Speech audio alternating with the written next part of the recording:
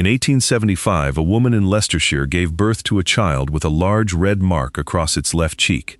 The doctor recorded it as a birthmark. The family recorded it as something else entirely. The mother, they explained, had been startled by a butcher carrying a side of beef 6 months earlier, and in her fright had pressed her hand to her own face. The mark on the child was the handprint, not a random discoloration of the skin, not a medical event with a vascular explanation. A handprint, transferred from a mother's face to her unborn child through the sheer force of what she had felt at the moment she witnessed something upsetting. This was not considered an unusual explanation. It was not treated as superstition by the neighbors who heard it, or the relatives who repeated it, or even, in a significant number of documented cases, the physicians who recorded it in their case notes and submitted it for publication in The Lancet and the British Medical Journal as late as the 1870s and 1880s, as though they were contributing to science rather than preserving folklore under a medical letterhead. The belief was called maternal impression. It had been shaping how pregnant women lived, ate, moved, looked, and thought for centuries. And in Victorian England, it was not merely a quaint old wives' tale told over teacups. It was a system of control wrapped in the language of care, enforced by medicine, reinforced by community, and sustained by the single most effective tool any system of control has ever had: fear. A pregnant woman's fear for her child. That fear was leveraged to govern almost every dimension of her daily life for 9 months. And the remedies prescribed by the people who claimed to be helping her were in many cases more dangerous than the imaginary threats they were designed to prevent. By the end of this video, you will understand exactly what a Victorian mother-to-be was told about her own body, what she was made to believe about her power to damage her unborn child simply by seeing the wrong thing or feeling the wrong emotion, and what the medicines she was given actually contained. This is Dreadful History Files. And the history of Victorian pregnancy is one of the most instructive examples in the entire era of what happens when a society decides that women's bodies are public property to be managed by everyone except the women living inside them. The first thing a Victorian woman was expected to do when she became pregnant was disappear, not figuratively, not in the subtle social withdrawal sense that the word sometimes implies. She was expected to physically remove herself from public life because the visible evidence of her pregnancy communicated something that Victorian society had decided was unsuitable for general observation. What it communicated was that she had participated in the act that produced the pregnancy, and that act, despite being the mechanism upon which the continuation of the species and the production of legitimate heirs and the entire architecture of Victorian family life depended, was not something the culture was prepared to see referenced in the shape of a woman's body walking down a public street. The euphemisms tell the story more efficiently than any analysis could. A pregnant woman was in an interesting condition. She was in a delicate condition. She was in the family way. She was expecting. She was with child. She was, in the crudest available phrasing that respectable conversation could tolerate, in the pudding club. The word pregnant was itself considered too direct for polite use. It named the condition by pointing at its cause, and the cause was the one subject the culture had agreed, with extraordinary consistency, not to name in mixed company. The language was designed to describe pregnancy without describing pregnancy, to acknowledge its existence without acknowledging what had produced it. And the fact that an entire vocabulary had been constructed to accomplish this particular feat of linguistic engineering tells you a great deal about the priorities of the society that built it. Confinement was the physical expression of this linguistic evasion. During the final months of pregnancy, typically from the point at which her condition became visible enough that clothing could no longer conceal it, the expectant mother was expected to withdraw from public life. She did not attend social engagements. She did not receive callers, except close female relatives. She did not appear at church, at dinners, at the theater, at any of the social spaces that had constituted her daily world before the pregnancy had made her presence in them awkward for the people who preferred not to look at what her body was doing. The maternity corset made the first months of this concealment physically possible and physically damaging in roughly equal measure. Victorian corset makers produced specific garments designed for pregnant women, with lacing relocated to the sides of the abdomen rather than the back, allowing the wearer to loosen the garment gradually as her body expanded. The design was ingenious. The purpose was not medical, it was cosmetic. The maternity corset existed to compress the pregnant abdomen for as long as possible, maintaining the visual fiction that the woman wearing it was not pregnant, or was less pregnant than she actually was, or was at the very least making the effort to contain the visual evidence of her condition within a silhouette that polite society could tolerate. That this compression was applied to a body actively growing a child inside it was a detail the fashion industry and the social expectations it served had not been designed to consider. Medical opinion on the subject was divided, but not divided in a way that produced meaningful change. Dr. John West, writing in Maidenhood and Motherhood in 1887, noted that the French word enceinte, commonly used to describe pregnant women, originally meant unbound, and drew from this etymology the suggestion that pregnant women should abandon restrictive garments.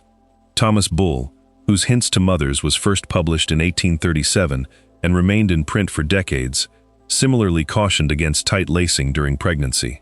But caution in a medical text and practice in a drawing room were not the same thing, and the women who continued wearing maternity corsets into their 6th and 7th months did so not because they had failed to read the medical literature, but because the social consequences of visible pregnancy were more immediately threatening than the medical consequences their doctors had described in careful, hedging, non-committal prose. If you are watching Dreadful History Files for the first time, subscribe now. What comes next is the part of this story that the pregnancy manuals of the era could not bring themselves to say plainly, but that the women who lived through it understood in their bodies long before anyone gave them the words.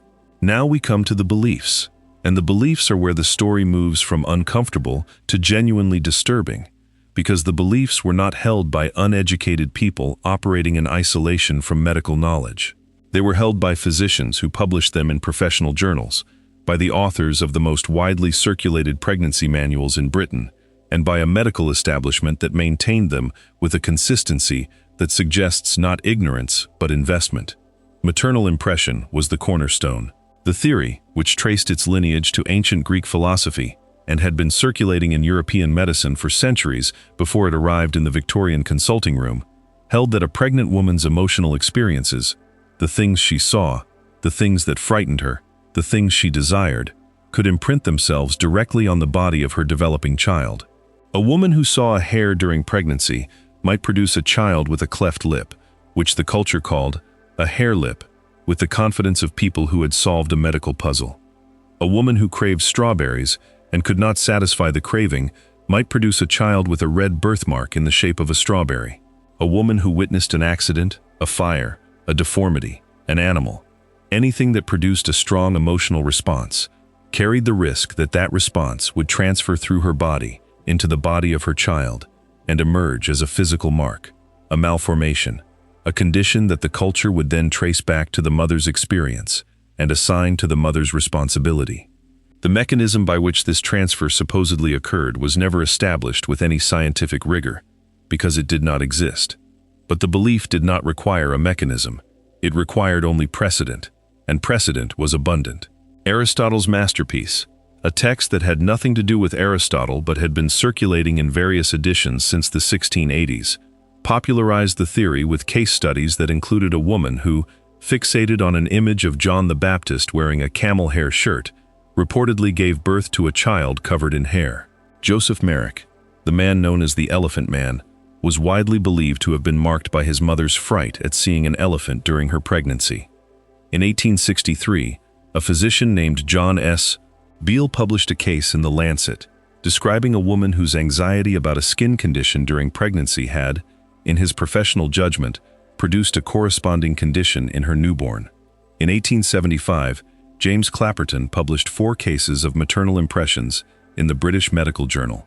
In 1889, Frederick L. Classen presented a paper to the Medical Society of the County of Albany, asserting that the belief was becoming stronger and that women should be guarded from all injurious influences and painful sights during pregnancy.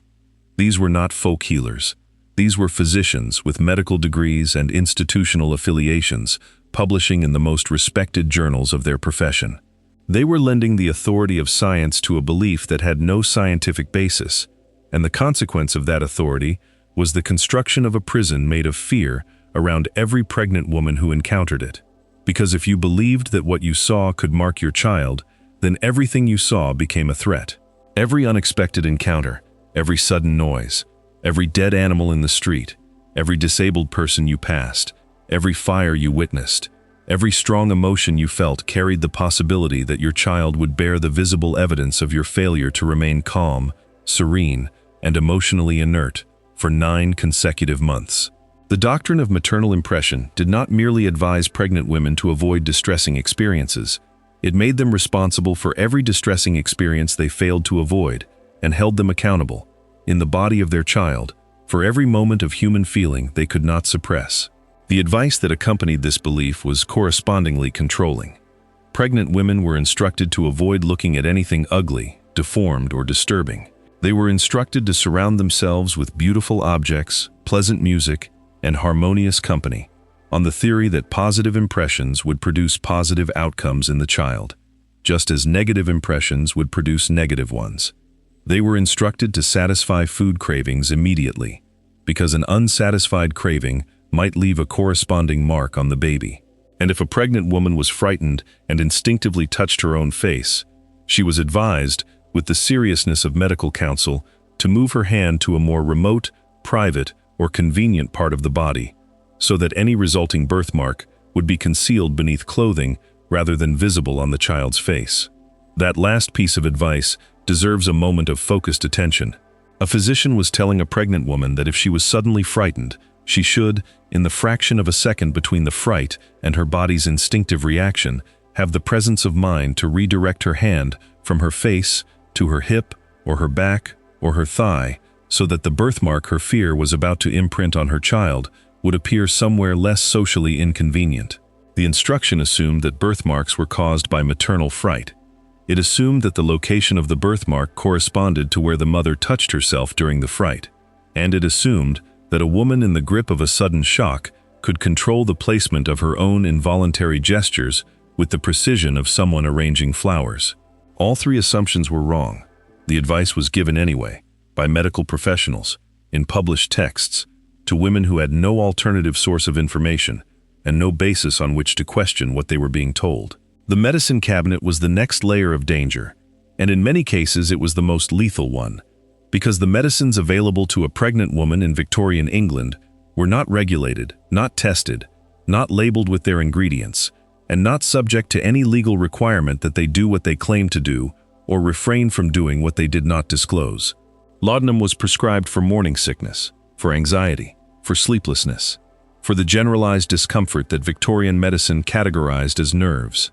It was a tincture of opium, dissolved in alcohol, available without prescription from any chemist shop in England, and it was given to pregnant women by physicians who understood that it relieved symptoms and did not understand, or did not prioritize, what it did to the developing child. Opium crosses the placental barrier. This is a fact of pharmacology that Victorian medicine had no mechanism for establishing and no framework for considering. The pregnant woman who took laudanum on her doctor's advice was introducing opiates into her own bloodstream and her child simultaneously, and the doctor who prescribed it was operating within the accepted medical practice of his era, which tells you a great deal about the accepted medical practice of his era, and very little that is reassuring. Coca was prescribed for pregnant women who vomited frequently.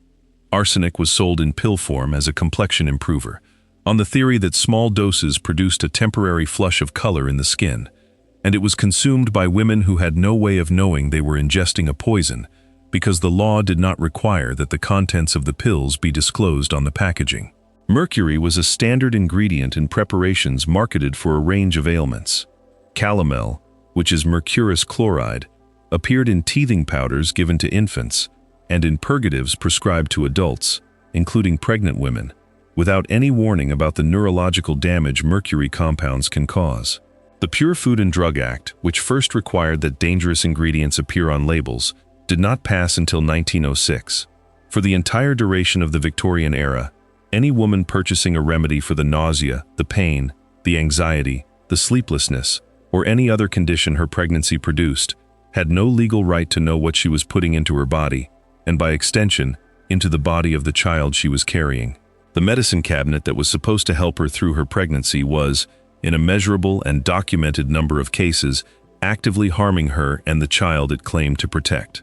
Thomas Bull's Hints to Mothers, first published in 1837, estimated that 3/4 of all deaths from opium occurred in children under 5.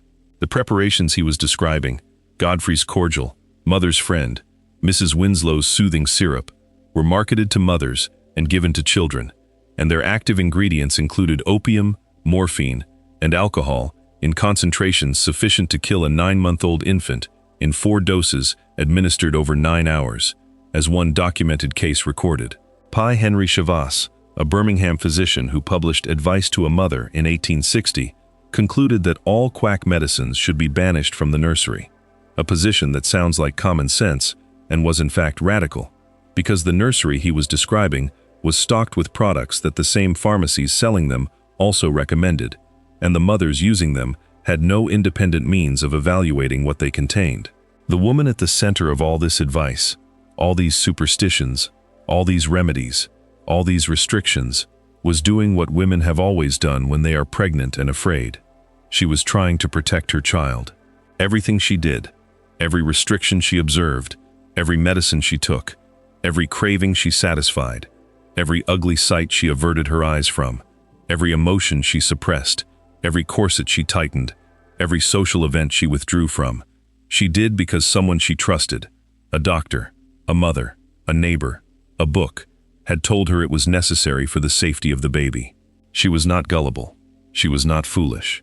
She was operating inside a system that had monopolized the available information and was dispensing it through channels she had no means of independently verifying.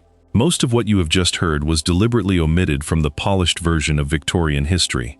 If you believe that the women who carried these burdens deserve to be remembered for what they actually endured, not what the culture preferred to pretend they experienced, drop a comment below. Your engagement is what keeps Dreadful History Files telling the stories that everyone else chose to leave out. The mental confinement was in many ways more damaging than the physical one, because the mental confinement had no walls and therefore no visible boundary against which she could push. The pregnancy manuals of the era instructed the expectant mother to maintain a calm, composed mind throughout her pregnancy, to avoid negative emotions, to refrain from anxiety, from grief, from anger, from the full range of human feeling that the experience of being pregnant in a society that treated pregnancy as an embarrassment, an illness, and a moral test simultaneously was almost certain to produce. Bull's Hints to Mothers emphasized that fear was among the most harmful emotions a pregnant woman could experience, and that she should be protected from anything likely to produce it. Chavas agreed, warning in Advice to a Wife that strong emotions during pregnancy could affect the health and disposition of the child. The circularity of this instruction is worth noting, because it is the same circularity that appears throughout Victorian medicine's approach to women. The pregnant woman was told that her emotions could harm her child. This instruction, delivered with the authority of a physician and the weight of published medical opinion, produced exactly the anxiety it warned against. She was now afraid of being afraid. She was anxious about her anxiety. She was told to suppress the very emotions that the suppression itself was generating, and when she could not, because suppression is not a sustainable strategy for managing the physiological reality of pregnancy, the failure was recorded as her failure, rather than as the failure of the instruction. The fear that female friends and relatives would tell horror stories about their own pregnancies and births was addressed directly in the medical literature. Bull and Chavas both cautioned against the influence of other women's accounts, arguing that female peer support during pregnancy was more likely to increase apprehension than to relieve it. One married female friend was considered an acceptable companion during labor. Groups of women sharing their experiences were not. The medical establishment had determined that the most natural source of information and support available to a pregnant woman, the other women in her life who had been through the same experience, was a source of contamination rather than comfort, and had counseled her to replace their voices with the voice of a male physician who had never been pregnant and never would be. The separation was not incidental. It was structural. The same manuals that warned pregnant women away from the counsel of other women directed them toward the authority of their doctor, who was in almost every case male, who spoke about pregnancy from the position of professional expertise rather than personal experience, and whose published advice contained the superstitions about maternal impression and the prescriptions for laudanum and the instructions to suppress emotion that constituted the primary threats to the pregnant woman's well-being. The system had removed the most useful source of guidance and replaced it with the most harmful one, and it had done so in the language of medical authority, which made the replacement almost impossible to resist. She gave birth into this. 9 months of confinement, concealment, compression, superstition, pharmaceutical endangerment, emotional suppression, social isolation, and the constant low-frequency terror that something she saw, felt, craved, or failed to prevent would damage the child she was carrying. She arrived at the delivery with a body that had been corseted, medicated, confined, and controlled by every institution that had access to her, and she arrived without the single resource that might have helped most, the honest, practical, experience-based knowledge of the women who had done this before her. The child was born, and if there was a birthmark, the room already had an explanation. The mother already had a memory of the fright she could not prevent, the craving she did not satisfy, the moment her hand went to her face instead of her hip. The system had provided her not only with the fear, but with the framework for interpreting the outcome as her fault, her failure, her body's betrayal of the child it was supposed to protect. The birthmark was not a vascular anomaly with a developmental explanation. It was a verdict, and the verdict was always hers. The mother who survived her Victorian pregnancy did not emerge from it knowing what we know. She emerged from it knowing what she had been told, which was that her body was a mechanism of transmission between her mind and her child, that her emotions were weapons she might accidentally discharge, that the world outside her window was a gallery of potential damage, and that the medicines she had taken were helping rather than harming. She carried those beliefs into her own motherhood and passed them, in many cases, to the next generation of daughters, who absorbed them as truth, because they came from a mother, and mothers, in the Victorian worldview, were the ultimate authority on everything except the one subject on which their authority was systematically removed: their own bodies. The superstitions faded. They faded not because the culture reconsidered them, but because the science, that should have prevented them from being taken seriously in the first place, finally accumulated enough evidence and enough institutional support to displace them. The medicines were eventually regulated, eventually labeled, eventually pulled from the shelves, when the damage they caused became too visible and too well documented for even the manufacturers to dispute. The corsets loosened, the confinement shortened, the euphemisms gave way, eventually, reluctantly, to the word pregnant, spoken aloud in mixed company, without anyone pretending to faint. But the principle beneath all of it, that a pregnant woman's body was a site of public management rather than private experience, that her emotions were dangers to be supervised, that her instincts were threats to be overridden by professional authority, that her access to information should be controlled by the people who claimed to know better, survived the superstitions that originally housed it.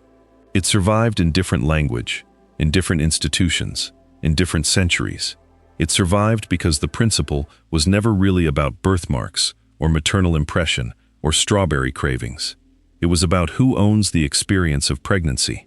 And the answer Victorian England constructed, with considerable institutional effort and remarkable consistency, was everyone except the woman having the baby.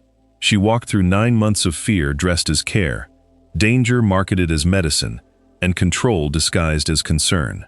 She did it because she loved her child and because the people who claimed to be helping her had given her no reason to doubt them and no tools to check.